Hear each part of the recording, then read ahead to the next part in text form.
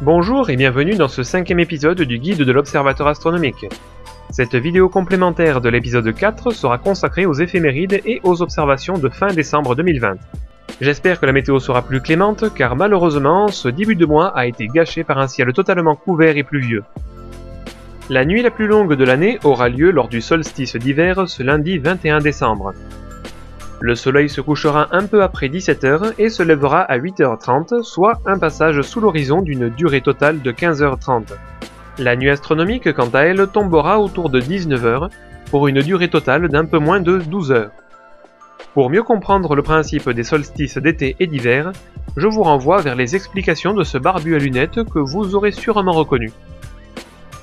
Le premier quartier de lune sera de retour le mardi 22 décembre, ce qui vous laissera le loisir d'admirer l'évolution de son fin croissant. Mais surtout, dépêchez-vous d'observer le ciel profond avant le retour de la pleine lune ce mercredi 30 décembre.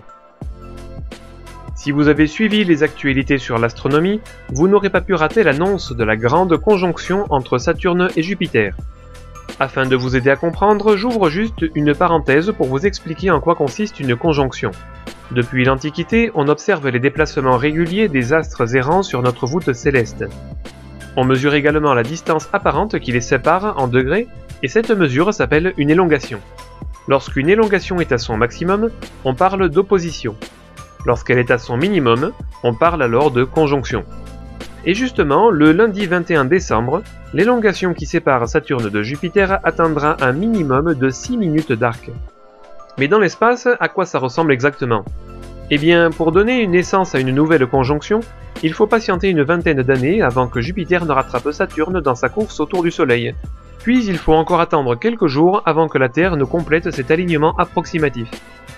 Et oui, car pour simplifier, on nous a appris que les planètes se déplacent sur le plan de l'écliptique, mais en réalité, elles évoluent sur des orbites aux inclinaisons légèrement différentes, et du coup, elles ne sont jamais parfaitement alignées.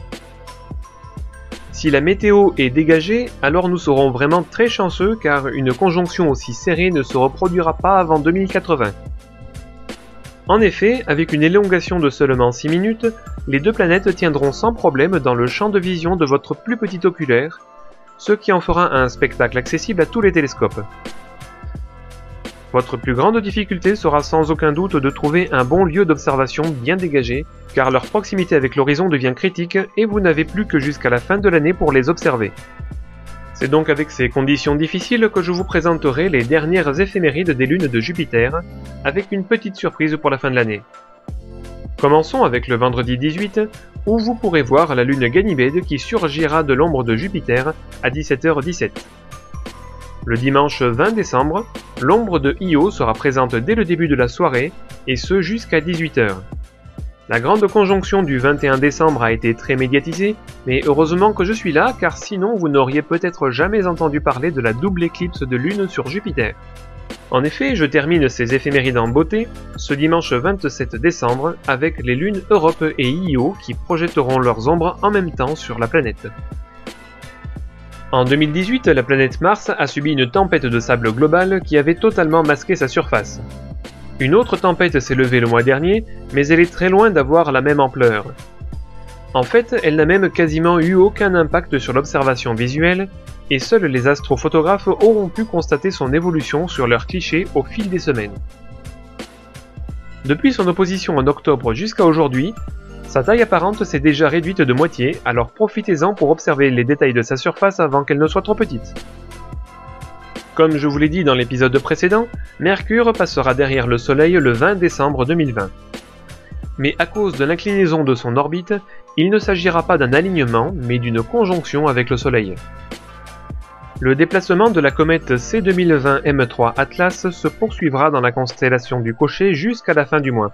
Sa magnitude apparente est remontée autour de 10 et à cause de la mauvaise météo, je n'ai toujours pas pu l'observer ce mois-ci. Du coup, je ne peux plus vous garantir qu'elle soit vraiment encore bien observable. Sinon, j'ai peut-être une autre candidate potentielle à l'observation, la comète 88P Howell. Découverte en 1981 par Helen Suzanne Howell, cette comète périodique revient tous les 5 ans. Actuellement, elle se trouve dans la constellation du Capricorne et sa magnitude a été estimée entre 9 et 10. Comme je n'ai pas encore eu l'occasion de l'observer, je vous en reparlerai dans un prochain épisode. Suite au passage de la Terre dans le sillage de l'astéroïde 3200 Phaethon, l'essaim d'étoiles filantes des Géminides a atteint son pic d'activité le dimanche 13 décembre et se terminera le jeudi 17 décembre. La comète 8P Tuttle fut découverte par Pierre Méchain en 1790, puis redécouverte en 1858 par Horace Parnell Tuttle. Le passage de la Terre dans son sillage provoquera l'essaim des Ursides du 17 au 26 décembre. Avec une cadence maximale d'une dizaine de météores par heure attendue le 22 décembre, cet essaim sera beaucoup moins intense que celui des Géminides. Cependant, lorsque la comète recroisera l'orbite de la Terre en août de l'année prochaine, les Ursides seront rechargés à bloc et nous offriront un beau feu d'artifice pour Noël 2021. La nouvelle lune éblouira le ciel profond à l'est et seul l'amas des Pléiades et la nébuleuse d'Orion y seront encore facilement observables. Du coup, je vous propose d'orienter vos observations à l'ouest dans la constellation du Cygne. Le mois dernier, je vous avais présenté l'amas globulaire de Pégase. Aujourd'hui, je vous propose d'en essayer un plus difficile, l'amas M56 de la Lyre. Il est situé à mi-chemin entre la Lyre et la tête du Cygne, et cette carte de pointage devrait vous aider à pointer facilement cet objet. Cependant, il vous faudra un télescope bien réglé afin de grossir suffisamment pour résoudre ce petit amas d'étoiles. Situé en plein milieu de la croix du Cygne, l'amas ouvert M29 sera facile à pointer, mais il vous faudra également un bon grossissement afin de le résoudre. Beaucoup plus vaste, l'amas M39 devrait être visible à l'œil nu, et une paire de jumelles vous en révélera les premiers détails. Si vous possédez un oculaire grand champ, c'est le moment de l'utiliser. Si vous avez du mal à le trouver, je vous mets cette autre carte de pointage pour vous aider à trouver votre cheminement visuel. Tant que vous êtes en train d'observer avec un gros oculaire, profitez-en pour chercher les dentelles du Cygne. Il vous faudra un gros télescope pour espérer apercevoir ces deux parties les plus lumineuses.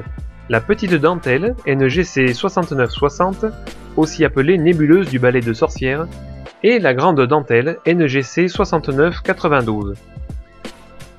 Celles-ci vous apparaîtront sous la forme d'un voile grisâtre effilé, mais seule l'astrophotographie vous permettra de révéler l'intégralité de la nébuleuse ainsi que ses couleurs dominantes rouge et bleu. Et voilà qui conclut ce 5e épisode du guide de l'observateur astronomique. Bien que j'attende la neige avec impatience, j'espère tout de même que la météo ne gâchera pas trop les éphémérides de cette fin décembre. Sur ce, je vous souhaite un joyeux Noël et je vous donne rendez-vous le 1er janvier pour mon prochain épisode. A bientôt!